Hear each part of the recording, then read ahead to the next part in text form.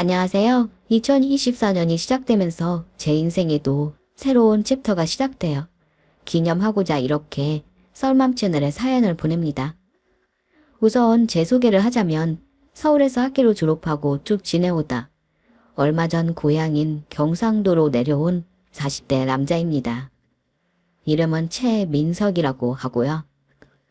저에게 새롭게 시작된 것이 무엇인지 먼저 말씀드릴게요. 40이 넘어서도 몸만 커다랗게 자란 아이 같던 제가 1월 3일로 쌍둥이 아빠가 되었답니다. 결혼하고 한참 아이가 생기지 않아 마음고생이 있었는데 작년에 2명의 아기 천사가 저희 부부를 찾아와 건강하게 태어나 주었거든요. 부모가 되기 전에는 진짜 어른이 아니라더니 얼마 되지 않은 초보 아빠지만 그 말이 무척이나 와닿습니다. 물론 아이들에게 아빠로서 충분한 역할을 해내서 그런 건 아니고요. 제 아버지를 바라보는 저의 마음의 변화 때문에 이제 나도 부모구나 라는 생각을 하게 됩니다. 제 부모님은 제가 아주 어렸을 때 이혼을 하셨어요. 이혼이라는 건 사람마다 바라보는 관점이 다르겠지만 저에겐 큰 상처였습니다. 여러 이유가 있지만 그중 하나는 어머니께서 혼자서 돈을 벌고 또 저를 돌보시는 게 여의치 않아서 보육원을 보냈던 기억 때문이죠. 어머니는 처음 저를 보육원에 맡기던 날 이렇게 말씀하셨답니다. 민서가 딱 30밤만 자면은 엄마가 데리러 올 거야. 알았지? 하지만 30밤은 시이 오지 않았어요. 학교를 들어가기 전 보육원에 갔는데 3학년이 되어서야 어머니와 함께 살 수 있게 되었거든요. 쉬는 날이면 과자를 사서 보육원으로 오신 어머니께 참 많이도 울며 매달렸습니다. 엄마, 오늘은 엄마 따라가면 안 돼요? 민서가, 엄마가 내일은 일하러 가야 해서 민석이 밥을 해줄 수가 없어서 그래. 조금만 더 참으면 엄마랑 민석이랑 같이 살 수 있어. 어머니에 대한 그리움과 학교 친구들이 고아라며 대놓고 놀려대던 기억이 지금도 아프게 떠오릅니다. 그리고 그럴 때마다 왜 아버지는 어머니와 나를 버려줄까 원망도 컸어요. 물론 그 원망 속에는 아버지에 대한 그리움이 대다수였습니다. 그러다 제가 10살이 되던 해 어머니가 재가를 하시며 우리는 함께 살 수 있게 되었어요. 민서가 엄마랑 같이 살고 싶어? 보육원에 찾아온 어머니가 조심스럽게 제게 물으셨습니다. 저는 두말 할 것도 없이 고개가 떨어져라 좋다고 끄덕였어요. 그래, 그럼 이제 우리 같이 살자. 근데 엄마랑 민석이랑 어머니는 망설이며 말을 이어가셨어요. 그리고 아저씨도 같이 살 거야.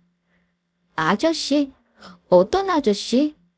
엄마랑 같이 일하던 아저씨인데 엄마가 좋대. 그리고 민석이도 데려와서 같이 살고 싶다고 하셨어. 민석이는 어때? 어머니의 눈빛 속에는 걱정이 가득했습니다. 민석이는 아저씨랑 같이 사는 거 싫어? 그럼 아빠는? 어린 나이였지만 어머니의 옆에 다른 사람이 있다면은 아버지가 돌아올 수 있는 자리가 없어진다는 걸 알 수 있었어요. 아저씨가 민석이 아빠가 되는 거야. 이제 민석이도 다른 친구들처럼 엄마랑 아빠랑 같이 사는 거야. 제 친아버지가 아닌 다른 사람이 아버지가 된다는 건 본능적으로 저를 움츠러들게 하더군요. 하지만 어머니의 눈빛이 너무 간절해 그렇게 말을 할 수는 없었습니다. 나도 아버지랑 목욕탕 갈래. 한참을 망설이다 저는 저렇게 대답했어요. 그제야 어머니의 얼굴에도 근심이 한층 걷어졌습니다. 그래, 민석이도 이제 아버지 따라 목욕탕도 가고 다른 것도 많이 하자. 어릴 적에 아버지와 목욕탕을 가는 친구들을 보면 참 많이 부러웠거든요. 그게 은연중에 표현된 것 같아요. 그 후 저는 어머니를 따라 아저씨의 집으로 갔습니다. 네가 민석이구나? 앞으로 잘 지내보자. 아저씨가 웃으며 손을 내밀더군요. 하지만 잔뜩 긴장했던 저는 ጭ뻑거리며 어머니의 뒤로 숨었습니다. 사내 놈이 이렇게 수줍음을 터서 나중에 연애는 어떻게 하려고 그러나? 아저씨는 제 행동에 기분 나빠하기는커녕 귀엽다는 듯 제 머리를 쓰다듬어 주셨어요. 오늘은 처음이라 어색할 테니 푹 쉬고 저녁에 맛있는 거 먹으러 가자꾸나. 그렇게 아저씨와 저의 첫 만남이 이루어졌습니다. 하지만 그 후에도 아저씨와는 그리 가까워지지 못했어요. 딱히 이유가 있는 건 아니지만 일이 바쁜 아저씨를 자주 볼 수 없었기도 했고 자라면서 제 성격이 더욱 소심해진 것도 한몫했습니다. 그렇게 2년이 흘러 제가 12살이 되었을 때예요. 그때 기억을 다시 떠올리는 것만으로도 힘들지만 차근차근 얘기하고 전부 털어버리려 합니다. 그날은 어머니와 아저씨가 아침부터 시골에 볼 일이 있어서 내려가신 날이에요. 라면 먹지 말고 엄마가 반찬 해줬으니까 밥 데워서 먹어. 알았지? 어머니는 제가 먹을 반찬을 준비해 주시며 저렇게 말씀하셨습니다. 여보, 더 늦기 전에 출발해야 해요.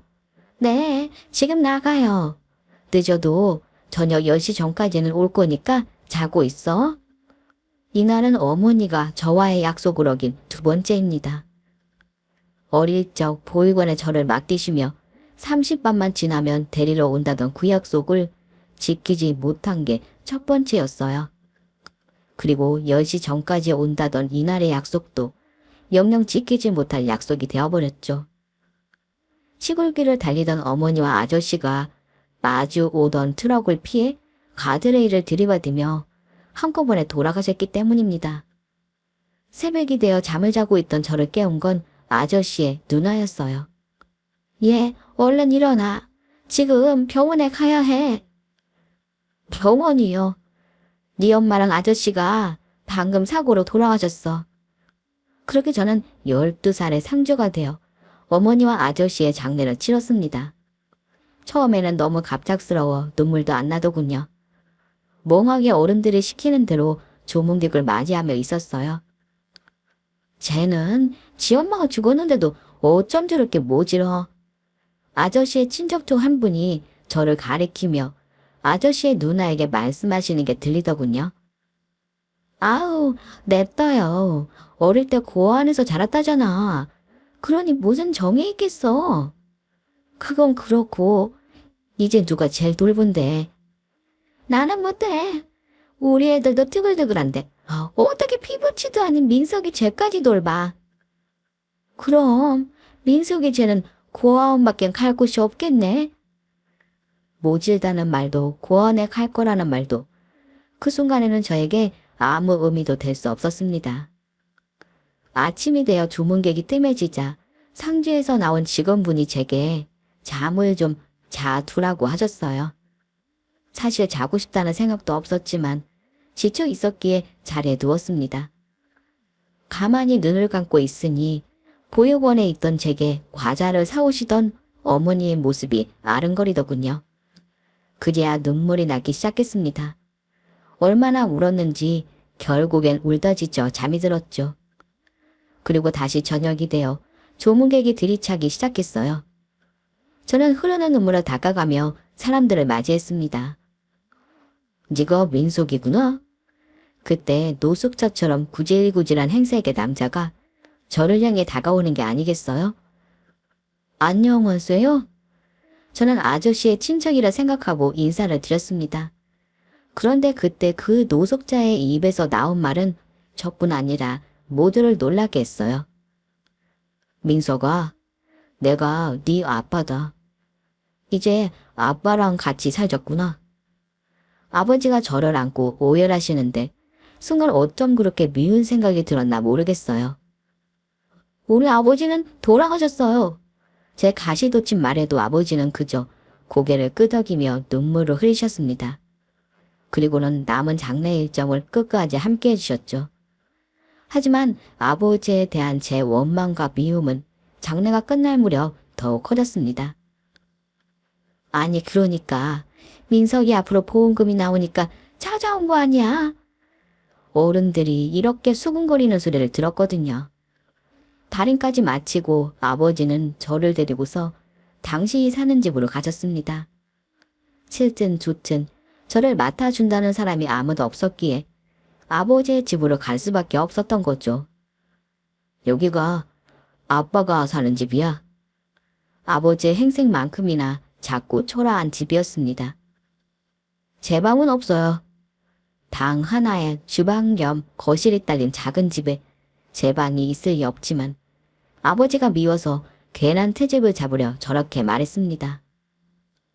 아빠가 그걸 생각 못했구나. 미안하다. 아빠는 여기 거실에서 자면 되니까 이제 방은 네가 쓰거라. 저는 싫다 좋다 대답 없이 방으로 들어가 문을 쾅 닫고 자리에 누웠답니다. 그렇게 저는 평생 원망하고 또 그리워하던 아버지와 함께 살게 되었어요. 하지만 예상하셨겠지만 두 부자의 동거는 시작부터 만만치 않았습니다. 앞서 말씀드렸듯 저는 숫기 없는 아이였어요. 그런데 아버지와 함께 살게 되며 학교를 전학하고 그곳에선 아주 말썽꾸러기로 악명을 떨쳤습니다. 왜 그랬는지 모르겠지만 아니 사실 알고 있습니다. 아버지의 관심을 받고 싶었고 아버지에게 제가 얼마나 외로웠는지 말하고 싶어서예요. 하지만 못난 저는 말썽으로 제 마음을 삐뚤어지게 표현했습니다. 사건은 전학 첫날부터 시작됐어요. 민소가 아침 먹고 아빠랑 같이 학교에 가자. 저 혼자 갈래요.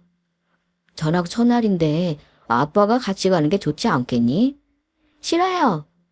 아빠랑 같이 가는 게 싫어? 저는 대답하지 않고 우거우거 밥을 먹고는 잽싸게 자리에서 일어났습니다. 그리고는 인사도 하지 않은 채 집을 나왔어요. 사실 저 때는 아버지의 행색이 부끄러운 것도 한몫했었죠. 하지만 작은 동네였기에 아버지를 감추려 해도 감출 수 없었습니다. 야, 저거 외눈박이 리어카 아저씨 아들이래. 아버지는 동네에서 폐지를 줍는 리어카 아저씨로 통하고 있었어요. 거기다 한쪽 눈이 완전히 실명해 보이지 않으셨어요. 이건 저도 그날 아이들의 놀림으로 알게 된 사실입니다. 어쩐지 저를 바라보는 아버지의 시선이 조금 이상하긴 했어요. 야, 누가 아들이야? 저는 저 말을 내뱉는 아이에게 냅다 달려가 주먹질을 시작했습니다. 우리 아버지는 돌아가셨어. 그 아저씨는 그냥 같이 사는 아저씨야. 그러고는 엎치락 뒤치락 수업정이 울릴 때까지 싸움은 이어졌습니다. 너희 둘 다 그만 못해. 교실에 오신 선생님은 저희에게 다음날 부모님을 모시고 오라고 했어요. 하지만 저는 아버지에게 학교에서 있었던 일을 얘기하지 않았고 당연히 모시고 가지도 않았습니다. 그렇게 저는 첫날부터 같은 반 친구를 두들겨 팬 문제아로 낙인 찍혔고 그 후에는 아주 대놓고 말썽만 부렸죠. 가만히 놀고 있는 여자애들을 괴롭혀서 울리는가 하면은 또 어떤 날은 복도에 배치된 소화기를 냅다 뿌려서 복도며 교실을 온통 흰가루로 뒤덮었습니다. 창문을 깬 것도 한두 번이 아니고요. 또 틈만 나면 싸움박질로 선생님들도 두 손 두 발 다 들게 만들었죠. 물론 학교에서만 새는 바가지는 아니었습니다. 동네에서도 온갖 말썽이란 말썽은 다 부렸거든요. 민석이 아버지, 민석이 좀 어떻게 해봐요. 왜 그러세요? 우리 집 장독대 깨먹은 것만 벌써 3개째예요. 장 담가둔 거 하나도 못 쓰고 다 버렸잖아요. 아버지는 그때마다 동네 어른들에게 죄송하다며 몇 번이나 사과를 하시고 폐지를 팔아 어렵게 모은 돈으로 보상을 하셨습니다. 하지만 제게는 딱히 혼을 내지 않으셨어요. 민소가 밥 먹자. 제가 말썽을 부린 날도 그저 평소와 다름없이 밥을 챙겨주시며 밥 먹자는 말씀을 하실 뿐이었죠. 그런데 그 당시 제 심보가 얼마나 고약했는지 아버지가 그러실 적마다 속으로 어디 누가 이기나 해보자 이런 마음을 먹었답니다. 그러니 말썽은 점점 더 심해질 따름이었죠. 그러던 어느 날이었습니다. 평소처럼 등교 시간이 훌쩍 지나 학교를 가고 있었어요. 그때 제가 살던 동네에는 작은 구멍가게가 있었는데 혼자 사시는 할머니께서 하시던 거였습니다. 그런데 가게 문이 활짝 열려 있고 쉰 할머니가 자리를 비우셨더군요. 순간 저도 모르게 발걸음이 가게로 향했어요. 저는 초콜릿이며 과자며 껌이며 종이딱지 같은 걸 닥치는 대로 가방에 집어넣었습니다. 뭐하는 놈이야? 그때 마침 동네 아저씨 한 분이 가게로 들어오셨어요. 저는 아저씨와 눈이 마주친과 동시에 죽을 힘을 다해 뛰어 도망가기 시작했습니다. 아니 저거 니어거 아저씨 내 아들이잖아. 내 이해 안 와. 아저씨가 저를 쫓아오며 불렀지만 그 말을 제가 들을 리가 있나요? 저는 아저씨를 따돌리려고 온 동네를 휙휙 뛰어다녔습니다. 네 이놈, 온 동네에서 말썽이나 부리고 다니는 저런 놈을 자식 새끼라고 리어카 아저씨 마음 불쌍하지. 결국 아저씨는 저를 쫓아오길 포기하시고 고래고래 소리만 지르셨습니다. 그러거나 말거나 가방 한가득 전리품을 담은 저는 그날 학교도 가지 않고 동네를 벗어난 공터에서 혼자 시간을 보내다가 저녁이 되어서 집으로 돌아갔어요. 다녀왔어요. 건성으로 인사를 하고 현관으로 들어서는데 작은 거실에 밥상만 덩그러니 차려진 채 아버지는 계시지 않았습니다. 외눈박이는 어디 간 거야? 그 당시 저는 아버지를 지칭할 때면은 외눈박이라고 했어요. 지금 생각하면 아무리 어렸다고 해도 사람으로서 제게 할 말인가 싶네요. 방으로 들어간 저는 아버지를 기다리며 누워 있었습니다. 하지만 한참이 지나도 아버지는 오시지 않았어요. 속으로 슬그머니 걱정이 됐지만 오히려 큰 소리로 이렇게 말했습니다. 잘됐네. 앞으로는 이 집에서 나 혼자 살면 되겠어? 마치 어디선가 아버지가 듣고 있는 듯이 말이죠. 하지만 시간이 지날수록 심장이 콩닥콩닥 뛰며 온 신경이 집 앞을 지나는 발소리에 집중이 되더군요. 솔직히 말하자면 별의별 생각이 다 들었답니다. 혹시나 어머니처럼 아버지도 사고가 나서 돌아가시는 건 아닌지 무척 겁이 났어요. 울먹울먹 눈물이 나려는 그때 민석이 안에 있니? 주인집 아주머니의 목소리가 들렸습니다. 네. 저는 평소의 말썽꾼이 아닌 풀직원 모습으로 현관문을 열었습니다. 마치 아주머니의 입에서 아버지가 큰일 났다는 소리가 나올 것 같아서 잔뜩 움츠러든 채로요. 으이그, 오늘은 또 무슨 사고를 친 거야? 네? 왜 그러세요? 너 얼른 저기 할머니네 슈퍼에 가봐. 왜요? 왜긴 뭐가 왜야? 너는 네 아버지가 여태 안 들어오시면 뭔 일이 생겼구나 생각하고서 동네 어른들한테 도움을 청하든 뭘 하든 해야지. 가만히 방구석에 앉아만 있니? 아빠한테 무슨 일 생겼어요? 맨날 말썽만 부리더니 그래도 아버지라고 걱정은 되나 보네. 제가 눈을 동그랗게 뜨며 대묻자 아주머니가 혀를 차시며 말씀하셨습니다. 저는 그 길로 슈퍼로 내달리기 시작했어요. 평소보다 2배는 빨리 갔던 것 같아요. 이만하면 됐으니까 그만 일어나요. 아닙니다. 죄를 지으면 벌을 받아야 하는데 할머니께서 제 자식을 용서해 주신다니 제가 그 벌까지 전부 받겠습니다. 아이고, 리어카 아저씨 그만해. 어릴 때는 그럴 수도 있지. 민석이도 철나면 괜찮아질 거야. 죄송합니다. 제 눈에 보이는 건 슈퍼 앞 지네길에 무릎을 꿇고 머리를 엎드려 빌고 있는 아버지의 모습이었습니다. 제가 자식을 잘못 키워 동네 분들에게 면목이 없습니다. 우선은 아버지에게 큰일이 일어나지 않았다는 안도감이 먼저 들었어요. 하지만 우습게도 좀 전까지 발에 불이 나도록 뛰며 걱정하던 마음은 온데간데 없어지고 또다시 못된 생각이 고개를 쳐들더군요. 엄마랑 나를 버린 건 당신이야. 근데 나를 치웠다고? 저는 먼 발치에서 아버지를 지켜보다 뒤돌아 집으로 갔습니다. 그리고는 차려져 있는 저녁도 먹지 않고 그대로 이불을 뒤집어 쓰고 한참 물었어요. 당신이 뭔데 나를 키웠다고 말해? 왜? 얼마나 서럽던지 혼자서 이를 악물고 저 말만 반복했답니다. 그러다 잠이 들었는지 어느새 아침이더군요. 방문을 열고 거실로 나와보니 아버지는 여전히 안 계셨어요. 밥상도 그대로인 걸 봐서는 밤새 들어오지 않은 것 같았습니다. 설마 아직도 가게 집 앞에 있는 건 아니겠지? 됐어. 그러거나 말거나. 어차피 나랑은 상관없는 일이야. 죄송한 마음이 드는데도 무슨 고집인지 또 이렇게 말했지 뭐예요. 저는 전날 차려놓은 밥을 먹고 설거지를 하고 대충 집 정리를 한 후에 학교로 가기 위해 집을 나섰습니다.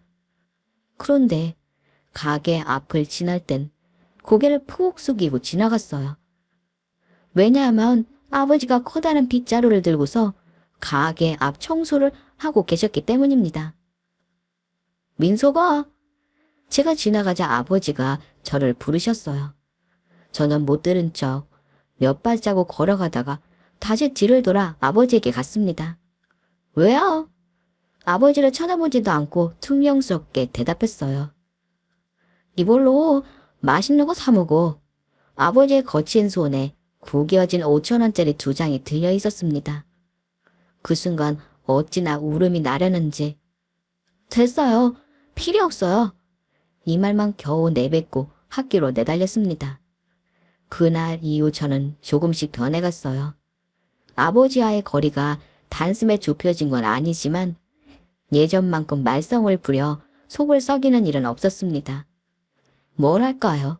저를 버린 아버지에 대한 원망이 사라진 건 아니지만 한쪽 눈이 보이지 않는 채 폐지를 주우며 살아가는 남자에 대한 연민 같은 거였죠.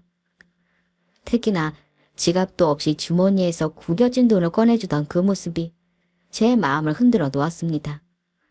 그러던 어느 날 아저씨의 누나가 아버지를 찾아온 일이 있었습니다.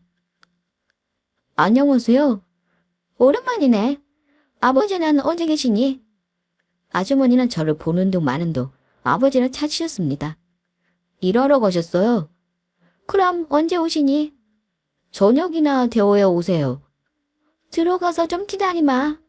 저를 밀치고 방으로 들어가신 아주머니는 한참을 집 구석구석을 살피더군요. 사는 모양새가 탁탁. 얼마 후 아버지가 집으로 오셨어요. 민서가 가서 음료수 좀 사오너라. 아버지는 주머니에서 꼬깃한 1,000원짜리 몇 장을 꺼내주시며 저를 심부름 보내셨습니다. 너 먹고 싶은 과자도 사.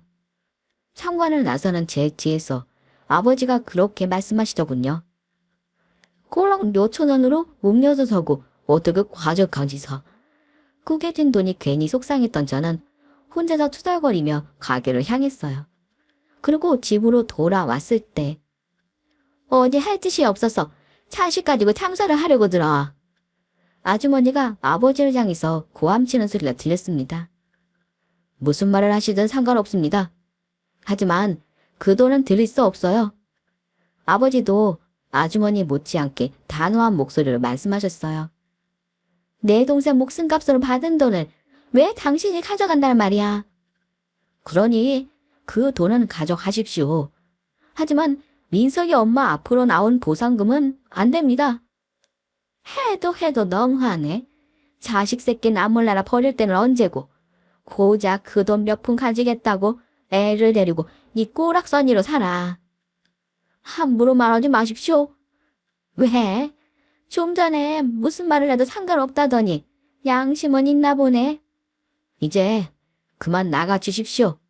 당신 동생 보험금은 내일 보내드리겠습니다. 내가 이대로 넘어갈 줄 알아. 당신 아동학로 고발할 거야. 아주머니는 끝까지 악을 쓰며 방을 나서더군요. 당신이야말로 민석이 고아원에 보내고 그 돈 전부 가로채려고 했던 거 아닙니까? 아버지도 화가 많이 나신 듯 고래고래 소리 지르며 따라 나오셨습니다. 그러다 현관 앞에서 멍하게 서 있는 저를 보시더니 잠시 말씀을 멈추셨다 이어서 하셨어요. 당신 다시 한 번 더 찾아오면은 그때 나도 가만 안 있을 줄 알아? 저는 아주머니가 신발을 신고 문을 나설 동안에도 꼼짝없이 서 있었습니다. 아유, 애비나 자식이나 어디에나 마음에 드는 구석이 없어. 이 집안이랑 엮여서 죽은 내 동생만 불쌍하지. 아주머니는 자신의 화를 문에다 풀려는 듯 있는 힘껏 꽝 닫고 나가셨어요. 민서가 거기 서서 뭐하니? 얼른 들어와서 저녁 먹자. 아버지는 마치 방금 전까지 아무 일도 없었던 듯 평소와 다름없이 말씀하셨습니다. 그리고는 주방으로 가 저녁을 준비하시더군요. 저는 한 손에 들려진 음료수와 과자를 방바닥에 아무렇게나 내려놓고 아버지를 도우려 주방으로 갔습니다. 방에서 텔레비 보고 있어. 금방 준비할게. 아버지가 하시는 말씀은 귀에 들어오지 않고 한 가지 생각만이 제 머릿속에 맴돌았습니다. 결국 아버지는 보험금 때문에 나를 데려온 거구나. 사실 어머니의 장례식에서 보험금에 관한 이야기를 얼핏 들었기 때문에 아버지가 저를 데리고 오신 게 돈 때문일지도 모른다는 생각은 했었어요. 하지만 변함없이 초라한 아버지의 행색을 보니 괜한 의심이었다는 생각이 들었습니다. 그런데 아버지와 아주머니의 대화로 모든 게 명확해진 것이죠. 참 희한하게도 모든 사실을 알고 나니 화가 나는 게 아니라 힘이 쭉 빠지더군요. 너 좋아하는 소시지도 좀 먹어. 아버지는 제가 깨작깨작 밥을 먹으니 소시지 하나를 제 밥 위에 올려주셨습니다. 민서가 이번 주말에 아빠랑 모기탕 가자. 너 아까 보니까 팔 뒤꿈치가 허옇게 일어나 있더라. 아버지와 목욕탕을 가는 걸 그렇게 바라고 있었는데 하나도 기쁘지 않았어요. 친구들이랑 갈게요. 그럴래? 친구들이랑 가는 게 편하면 그렇게 해. 아, 그리고 너 준비물 살 돈 필요하다고 했었지? 아버지는 또다시 주머니에서 구겨진 돈을 꺼내 한 장 한 장 펴지며 말씀을 이어가셨어요. 2만 원이라고 했던가? 아유, 어쩌지. 현금이 18,000원밖에 없네. 나머지는 내일 줘도 되겠니? 그 순간 아버지의 모습에 화가 치밀어 올랐습니다. 아버지, 어? 왜 그렇게 사는 거예요? 그게 무슨 말이니? 저는 평소보다 더욱 침착하게 말을 이어갔습니다. 아버지가 엄마 보험금 전부 받아갔잖아요. 구질구질하게 주머니에 구겨진 돈 넣어서 다니지 말고 비싼 지갑에 반듯한 돈 좀 넣어 다니세요. 그러려고 그 돈 가져간 거잖아요. 결국 저는 울음을 터뜨리고 말았습니다. 아버지는 한참을 아무 말씀 없이 손에 쥔 돈만 만지작거리시더군요. 그러다 아까 아주머니랑 하는 얘기 듣고 그러는 거니? 이렇게 조심히 물으셨어요. 저는 후두둑 떨어지는 눈물로 대답을 대신했습니다. 네가 오해할 만도 하지. 하지만 네 엄마 보험금으로 호의호식하려고 널 데려온 건 절대 아니란다. 그 돈은 앞으로 살아가면서 너한테 꼭 필요할 때 쓰려고 은행에 넣어뒀어. 네 엄마가 너를 얼마나 사랑했는데. 너 이렇게 남겨두고 가면서 네 걱정에 엄마가 눈이나 제대로 감았겠니? 그 마음을 알기 때문에 하지만 네 엄마 목숨값은 내가 절대 줄 수 없다고 한 거란다. 아버지는 그렇게 말씀하시며 제 이름으로 된 통장을 꺼내 보여주셨습니다. 아빠가 네가 자랄 동안 해준 것도 하나 없고 또 이렇게 데리고 와서도 고생만 시켜서 미안하구나. 아버지의 눈에서 굵은 눈물방울이 투두둑 떨어졌습니다. 아버지는 목이 맨 듯 허기침을 하시곤 다시 말을 이어서 하셨어요. 네가 원한다면 다른 곳에 갈 수 있도록 알아보마. 그 순간 또다시 버려진다는 생각이 제 머릿속을 어지럽혔습니다. 또 버려지는 거예요? 내가 널 어떻게 버린다는 말이니? 아빠는 단지 네가 여기서 고생만 하니까. 옛날에도 엄마랑 저 버렸잖아요. 한 번 버렸으니까 두 번 버리는 건 일도 아니겠죠?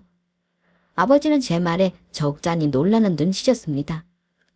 민서가 네가 버려졌다고 생각할 거라고는 아빠는 생각지도 못했어. 그렇게 아버지는 어머니와 이혼할 당시의 이야기를 제게 해주셨습니다. 변명밖에 안 되겠지만 그때 내 상황은 정말 최악이었단다. 네가 자라며 한창 행복해할 시기에 병으로 한쪽 눈이 점점 치명되고 있던 상황이었지. 차마 네 엄마한테는 내 눈에 대해서 사실대로 말을 할 수가 없더구나. 참 고운 삶이었는데 앞으로 평생 나 같은 놈 때문에 마음고생 몸고생할 게 눈에 선했단다. 거기다 시력 때문에 더는 일을 할 수도 없는 상황이라 빚더미에 앉을 판이어서 마음 아프지만은 거짓말을 해서라도 네 엄마를 떠날 수밖에 없었어. 아버지의 이야기는 그렇게 끝이 났습니다. 그리고 한참 후 아버지는 제 손을 잡으며 이렇게 부탁하셨어요. 당장 네 아빠를 이해해달라고는 하지 않으마. 하지만 내가 너를 버렸다는 생각은 제발 하지 말아주길 바래. 더 이상 무슨 말이 필요했겠습니까? 아버지와 제가 함께했던 시간은 짧았지만 헤어져 있던 그 긴 시간을 모조리 보상받는 것 같았어요. 그렇게 저는 아버지와 화해 아닌 화해를 하게 되었습니다. 그리고 학년이 올라가 6학년이 되었을 때부터는 신문 배달을 시작했어요. 아버지에게 근사한 선물을 해드리고 싶었거든요. 저는 첫 월급을 몽땅 털어 백화점에서 산 지갑을 아버지께 건네며 이렇게 말했습니다. 아버지, 이제 주머니에 돈 넣어 다니지 마시고 이거 쓰세요. 민서가 아빠는 지갑 없어도 돼. 말씀은 그렇게 하셨지만 아버지의 얼굴엔 환한 웃음이 번졌답니다. 재밌는 사실은 아버지는 그 후에 제가 몇 번이나 더 좋은 지갑을 사드렸지만 아직도 처음 사드렸던 그 지갑을 사용하고 계신다는 거예요. 원래 낡은 지갑이 못 들어지는 거야. 민석이 네가 아버지 나이가 되면은 진짜 멋이 뭔지 알게 될 거다. 이렇게 웃으며 농담처럼 말씀하시죠. 사실 아버지의 나이가 아니어도 저는 이제 아버지의 마음을 이해할 수 있습니다. 세상 무엇보다 소중한 가족을 위해 외로움을 견디며 살아가시던 그 마음을요. 시력을 잃고 가족을 떠나 보낸 후 아버지에게 그 세월은 얼마나 아픔이었을까요? 얼마나 어머니와 제가 그리웠을까요? 지금도 그 생각을 하면 가슴이 찢어질 듯 아프답니다. 어떤 날은 나 부끄럽지만 아버지와 함께 있어도 아버지가 보고 싶다는 생각이 드는 날이 있었어요. 그럴 때면 괜히 아버지께 목욕탕을 가자고 얘기했답니다. 아버지, 나 팔꿈치 하얗게 일어나지 않았어요. 그리고는 우리 부자는 찜질방에서 삶은 계란도 사 먹고 지게도 사 먹으며 할 일 없이 하루를 보내곤 했어요. 그것도 전부 옛날 이야기이긴 하지만요. 그 후에는 제가 서울로 대학을 가며 아버지와 떨어져 지내게 되었습니다. 마음 같아서는 아버지도 서울에서 함께 지내면 좋겠다 싶었지만 그게 말처럼 쉽지는 않더군요. 그런데 작년에 우연찮게 고향에서 일할 수 있는 기회가 생겼답니다. 하지만 결혼해서 저 혼자 몸이 아니니 쉽게 결정할 수는 없었어요. 그런데 여보, 나도 서울에서 사는 거 이제 지긋지긋해.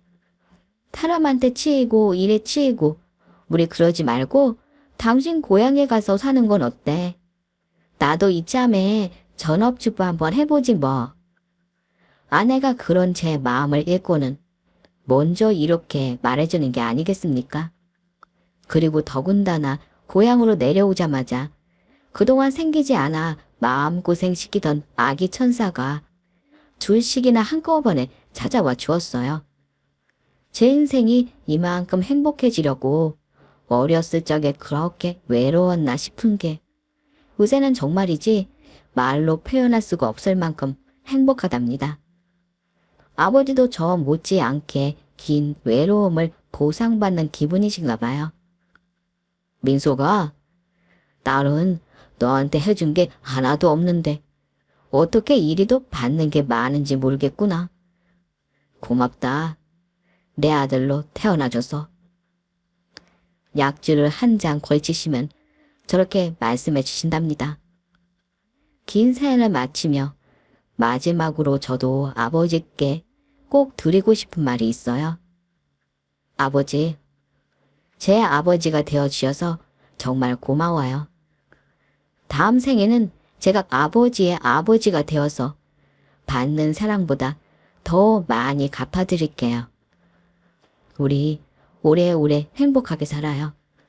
사랑합니다, 아버지. 오늘 온몸을 울리는 가슴 뭉클한 뜨거운 감동 사연에 여러분의 귀하고 소중한 댓글 기다리면서 감사한 마음 듬뿍 담아 인사드립니다. 감사합니다.